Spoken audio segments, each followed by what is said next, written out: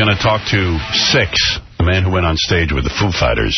Oh, well, maybe we ought to talk to Sixx first, since, you know. Yeah, we're going to talk to Sixx. He's coming up in 2 seconds, Howard. All right, thank you. My efficient staff has lined up my exclusive interview with Sixx. Yeah, I think we're the first. I believe the only ones who have interviewed Sixx. I don't think anybody knows he wasn't a member of the Foo Fighters, but... Exclusive. I thought he gave a speech to Dave Grohl. Sixx, is that you? Yeah, that's me. All right, Sixx, you're a black gentleman. How old a guy are we talking to? 25. 25 years old. How'd you get into the Grammys? Oh, man, you know, Grammys is like, you know, it's almost like a basketball game. You got season ticket holders. And, you know, I had a friend of mine who didn't want to use his tickets, and I got in there. So this was a contact in the music industry? Yeah. Was he a celebrity? Nah. All right. And you said to your friend, I want to go to the Grammys. Did you bring a date? Oh, I brought 2 of my friends. 2 dudes? Yeah. Are you straight or gay? Oh, man, I'm straight. All right, just trying to get a handle on who you were trying to impress here. Nah, man. We do this all the time. We crashed the MTV. Well, I crashed the MTV Video Music Awards 2001. I went up on stage and said that I was the 5th member of Lady Marmalade after they won the Video of the Year. That was you. But no one ever knew. Why didn't they know? Because I blend in. I blend in. It's like timing, Howard. You know, I blend in. And, you know, I just go up there and do my thing. You know, if you play the part and you act like you're the part, you never know. I had a thought for you. Why not just keep going with it? Why not become the 5th member of the Foo Fighters? I know, right? I told him I'm going to be the affirmative action member of the Foo Fighters. So you arrived to the Grammys with your friends. Yeah. Where's he sitting? Oh, I'm sitting 2nd row behind B.B. King. I see. So, I wasn't supposed to be sitting there, but you know when I got. First of all, we weren't supposed to be on the red carpet, but we got there like maybe 7:57 or 7:58, and what we did was we saw a limo driver, and I'm like, I walk up and I'm like, what the hell are you doing? I'm supposed to be on the red carpet like right now. He's like, oh my goodness, I'm so sorry. Get in, sir. Oh, my God. Wow, look at how he brings me up to the red carpet, me and my buddies. So we get out, and we're, like, right behind Bootsy Collins. Bootsy Collins making a spectacle of himself. Right, yeah. So Bootsy already goes in, so we're, like, jotting down the red carpet, and we run into the gay dude. What's his name? He's on the Today Show, white dude with the stringy hair. Oh, Matt Lauer? No, white dude, stringy hair. Matt hasn't. I know, the guy who criticizes everyone's fashions. Yeah, exactly. The tall, skinny, gay dude. Yeah. So we run up to him. What's that guy's name, Robin? Jean-Paul Gaultier, is that who they No. But he's like interviewing me. He doesn't know who the hell I am. He's interviewing my friends. He's checking out my threads. What's that guy's name, Fred? I think it's like Stephen Coucher. I don't know his last name. Dropanopolis, something like that. I've never seen this guy. Yeah, you see him on Entertainment Tonight all the time. Yeah. Right. Yeah. So, it's like a team of us. It's like maybe like 5 of us. And I got one guy, he acts like he's the crazy fan. Hey, let me get your autograph. Sixx, let me get your autograph. You know, I got one guy who acts like he's like a crazy paparazzi. Yeah, and they just assume you're some rap guy. Nobody knows these rap guys anyway. Yeah, but do you hear what he's saying? He creates a whole thing around him like he's got something going on. Yeah, exactly. Right. So by the time I get in there, I'm like, I need to get to my seat right there immediately. And so they put me right there. They put you right behind B.B. King. But does anybody interview you on the red carpet? Yeah, the fashion dude. Oh. I really wanted to get there to screw around with Joan Rivers, but we got there too late. Right. So when the fashion dude's interviewing you, he just assumes you're like a rap guy. No, I don't know. I thought he thought I was a movie because I didn't dress like a rapper. I was in a sharp suit. Just 6'3". All right. So when you sit down, do you say to yourself, when the Foo Fighters win their award, I'll get up, or? Yeah. How do you choose the band you do? You know what? It's about timing because I started to go up when Robin Williams accepted and do the beatbox. Right. He would have played right into it, Howard. Right. But I didn't. What would you have done as the beatbox? Let me hear some of that. I'd have been like... You know. That would have been great. Because Robin needed help. Yeah, that would have made the show. Dude, you're funny. He would have played right into it, Howard, right? What do you do for a living? Oh, well, I'm an aspiring filmmaker. I do film, and I was always trying to, like, break it in this business because, like, the recording companies, they never, you send in your reel, and they're like, what have you done? You're like, well, hell, if you give me a chance, then maybe I could do one of your artists. But, like, the record companies, man, they already have, like, they're in bed with these production companies, so you... Well, you have to go out and create your own thing. Yeah, man, so I had to create my own thing, man, So that's crashing stuff. Yeah, I don't know if that's going to get you any movies. Well, why don't you make a film of you crashing stuff? That's what we did.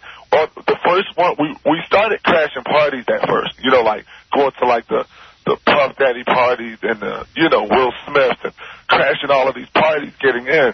So I said to myself, let's elevate it. So we were only really filming it for ourselves. A lot of us, like two of my dudes, they're in medical school, a couple of blue. I would watch a movie of him crashing various events. It could be good. Yeah, so like this one we taped, and 2001 we taped, of us getting ready and how we're going to do it. It's going to be funny, man. All right, so take me through this. You get into the Grammys, you're sitting behind B.B. King. Right. You don't have a speech prepared to go up with the Foo Fighters. Your original thought is to go up behind Robin Williams. Right. And then you say, okay, for some reason that didn't feel right to you. Is that it? Yeah. Okay. Yeah, it just wasn't the timing. Wasn't the right time. So the Foo Fighters start to go up, and you don't have a speech prepared. You're sitting behind B.B. King, and you get inspired to honor B.B. King, right? You know why, Howard? Because I think he's like one of the greatest, blues players. He's the real reason rhythm and blues probably really exists, Yeah, but you got inspired because you were sitting behind him. Well, no, because I was talking to him. I talked to him for, like, a long time.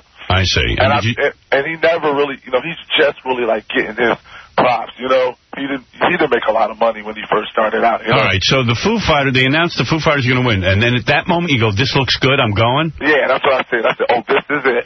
So you see them getting up. Where are they sitting in relation to you? They're, like, I'm on the left, which would be stage right, and they're on my right.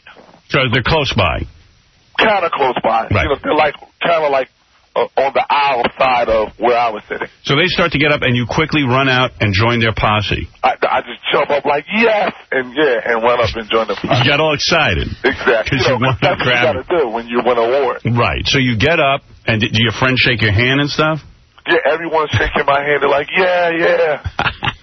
So then you go up, and are you the last guy on stage with the Foo Fighters? No, I think I may be like the third dude on the stage, really. And none of the other Foo Fighters say a word. They figure maybe you're with the Grammys. They don't know who I'm with. All right. You get up there, Dave Grohl says his thing, and you move forward to the microphone, and you hail B.B. King. Exactly. Wow. Now, what happens? Amazing. Now, Dave Grohl didn't appear to act confused. I thought you were with the band. I thought you were like... No, because you know what, Howard? That's Hollywood. Everybody smiles and says hi. Then they go, well, who the hell was that later, Right. So now when Dave Grohl even agreed with him after he said exactly. But if you look at his face, he's looking like, who the hell is this dude? Now, do you ever feel bad that you're ruining their moment? I don't feel... I mean, I heard Fred Durst say about this. I let Dave speak. And now Dave, You let Dave say his thing. You let Dave say his thing. And personally, I thought your thoughts were a little more succinct and better. I think you should have just gone on. Howard, I was the most exciting thing at the Grammys because they were so boring. Right. So, okay, after you thanked B.B. King, which seemed only natural that a member of the Foo Fighters would, right. I guess they usher you backstage. At what point do people from the Grammys realize you're a crasher? They never realized, Howard. They never realized until I called in. That's what I'm saying. I don't think that anybody got. No one. So did you travel with the Foo Fighters to their next series of interviews? No, listen. So I was going to go do press with them. And they're still looking among themselves like, yo, that was great what you said, but they still looking like, one guy's after the other, like, who is this dude, Who said what you said was great? The Foo Fighters? Yeah, the Foo Fighters. Yeah, he's talking to the members of the band. But the publicist is like, who is this dude, right? Yeah. Did you get a statue? No. They, when you get the Grammy, they take it right away from you right now. Right. They send it to you later. But it was crazy because I was going to go do press with them, but I had to pee really bad. Right. So I asked Dave Grohl, like, where's the bathroom? He was like, oh, it's that way. So I I go to the bathroom, and as I, finish the bathroom, as I'm walking in the hallway to go back to my seat, everyone's clapping. Really? Wow. Yeah. Yeah, well, they congratulated you. You're a Foo Fighter. You know what? I didn't know there was a black guy in the Foo Fighters, and I was saying, I remember when Crosby, Stills, Nash & Young put out the Deja Vu album, all of a sudden on the cover there was a black guy. I wonder if it was this guy sneaking in there, but it was true. The guy played like a conga, and they let him on the album cover. I'm the latest member, and you know what? We were talking to Puff Daddy, too, right? Right. And it was funny, like, we're like, talking to him. He really doesn't know who we are. He's kind of like not paying attention to us. Nobody knows who you are. But he's making like little comments or whatever. Well, he's got a posse. Oh, is he taking everybody with him when he's doing this stuff? Yeah. So he's, he's not really kind of talking. I mean, he's cool though. Puff is the greatest dude, yo. So when I go up, he turns around to my friend and goes, "Yeah, okay, yeah." Well, so let me since we had to hit the button on you. All right. Puff Daddy turns around when you get up, and you've been talking to him all night. He goes, "Wow, your man is an effing Foo Fighter?" Yeah. Right. And so that's why when they showed the camera, he was like, "Oh my God, I didn't know they had a black member." It was funny because now he's going to go buy their albums. I've had the band on like 5 times, and I remember I'm watching the show, and I go, I don't think there's a black guy in the Foo Fighters, but there could be. Maybe they got a new guy. But you know what he did that I thought was the coolest thing, Howard? What? As soon as he hits the stage, he's acting like he belongs there. He hugs Fred Durst. He walked with Fred Durst. Hugged Fred, and Fred hugged him back with the biggest, like, congratulations, pat him on the back. That's right. That's great, man. That's right. Well, Fred, you know what? Fred loves other musicians. Danny, go ahead. You're on the air with Sixx, who made his way into the Grammys and was up there. And congratulations, Sixx, on your Grammy. Thank you, man. Let's go to Danny. How you doing, guys? Hey. What's up, man? All right, listen, I think it's pretty funny what this guy did, but, if it was me up there, a white Italian guy from Queens, they would have been bashing my head into the concrete. I think what Artie said this morning about them being a little intimidated by a black guy. I think it was funny, but, You know what? I think a black guy gets away with it easier because, like, there's so many rappers. I even think within the rap community. Even the R&B guys, you don't know one from the other. You don't know one from the other. So he could have been a member of Boyz II Men. You wouldn't know. Yeah, and every white band now seems to have a black guy hanging around with them. Even, like, Eminem gets up like 50 black guys. Yeah, now, and plus you got to look the part now.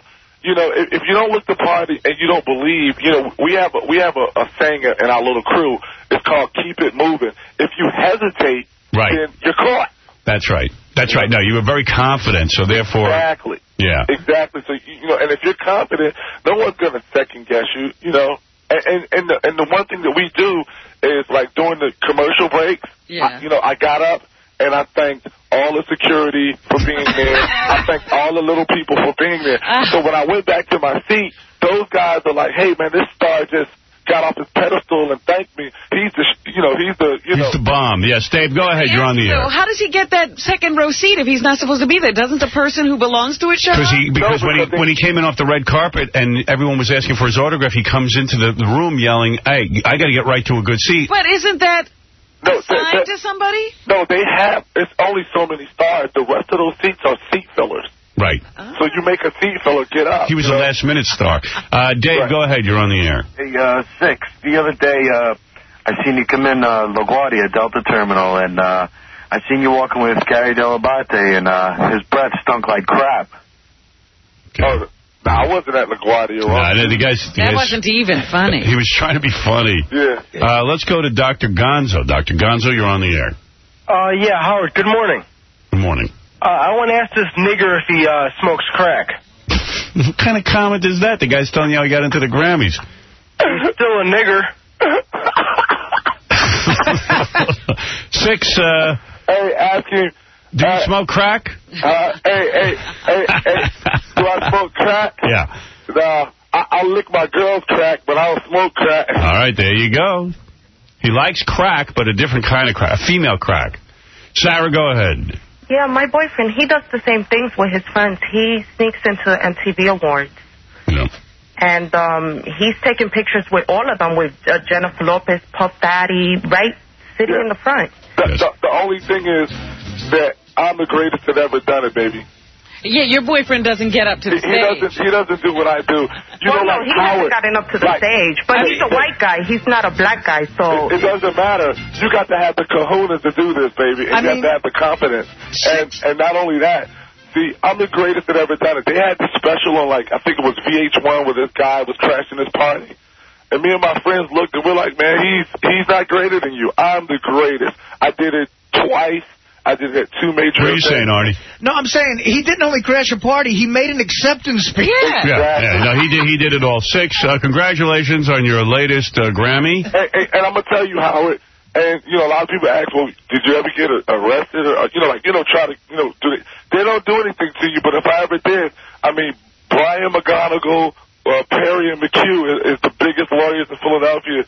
They're the ones that keep you out of jail. So. Wouldn't it have been great if, like Dave Grohl just beat the crap out of Sixx? Like, just started punching him and everything. Well, he's a big guy. I don't think Dave could handle I'm like 6'4", Howard. I got to tell you, if I got an award, I don't know that if you were up there, I don't know if I'd be so calm as Dave Grohl was. Well, you know, when you were Fart Man, Metallica didn't appreciate it. They kicked my ass. But I was supposed to be there, nevertheless. Yeah, but you were upstaging them during their acceptance. But you know what, Howard? I love when Baba Booey called in on the OJ thing. Oh, that was so funny, man. Chris, go ahead. You're on with Sixx. Sixx, you are so black. It's unbelievable how you sneak in like every black man. No, I am serious. That's disgusting. Oh, my God. No, it's get over it. It's called affirmative action. It's called affirmative action. Affirmative your butt. It's called affirmative action. Get some affirmative action.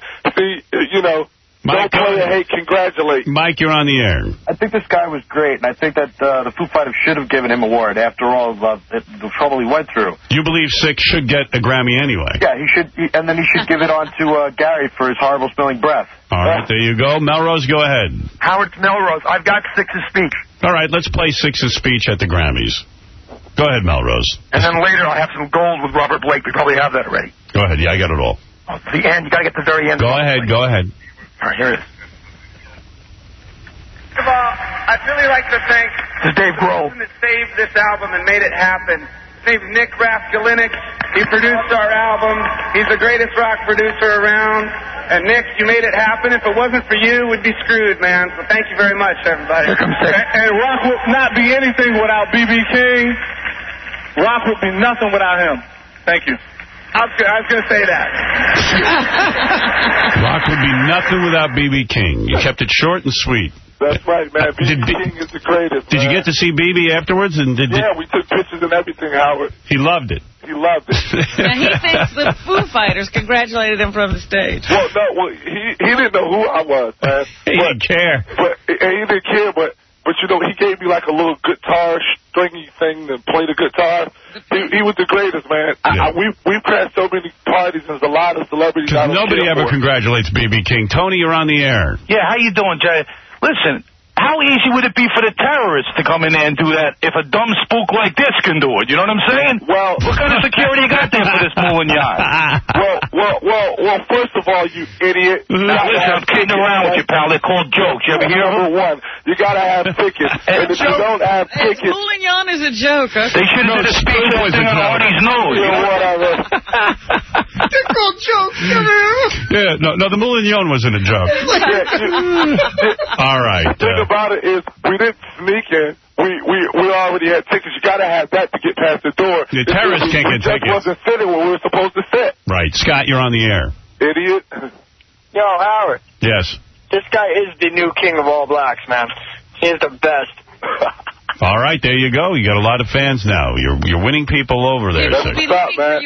Howard, you got to have me come on the show and be a judge or something, man. Yeah, evidently we do. Stewie, what's up? Stewie, this guy is a spook. Oh, Stewie, what's wrong with your voice? Because I'm sick and I'm laying in bed and my ass is hurting. Well, if you have Bubba to stop pounding on it, you'll be all right. Well, one last call for you, Sixx, and then we're done with this. Pat, go ahead. Hey, I saw this guy on the news in Philly, and he said he was a producer for the Foo Fighters. You were on the news. You're in the store you bought the suit from. Yeah. Oh, yeah. You're supposed to do that. You're a liar, man. Look, you're supposed to do that when you're doing your own show, you idiot. All right. Sixx, let me tell you, you've done it. Yeah. And you were on the Grammys. Can't wait for the movie. Can't wait to see your movie. I'm actually looking forward to it. Dave, you have the last word. Go ahead, Dave. 6 Degrees Films, man. 6 Degrees. Dave, what do you want to say? Yeah, Sixx, I was wondering, could you ever help Gary's breath from stop stinking like crap? Oh, my goodness. Hey, anyway. Hey, listen. Tell them don't play hey, congratulate, man. Gary, all of y'all are bomb, what's your next plan? Where are you going to sneak into next? Man, it's a secret. I'm going to tell you, Howard, but it's a secret, man. But it's going to do it big. The next one I'm going to do, it's going to be the Joe Boxer commercial, man. I'm going to really tear the house down with that. You're going to sneak into the Joe Boxer commercial? No. I said the next one that I'm going to do, we're going to parody the Joe Boxer commercial while I'm on stage jumping up and down in my boxers. I see. I'm looking forward to it. Thank you very much, Sixx. All right, I'm coming on as a judge, man. Thank you, brother. 6 Degrees Films. Peace. Peace out. You'll have to crash. There's your man, Sixx, Robin. Your boyfriend. That's really Mr. X. We didn't want to say anything. That's what he's doing when I'm busy here working. That's why he had to wear a mask on our show. You should hire that one guy as a joke writer who came up with the line, hey, you Moulignon. And Moulignon. Those are jokes. They're called jokes, pal. Relax, all right? That's some joke. That's great. Working, that guy. I know a guy used to lynch people, but he said, it's just a joke. Yeah. Yeah. All right, here we go. Over it. Just kidding.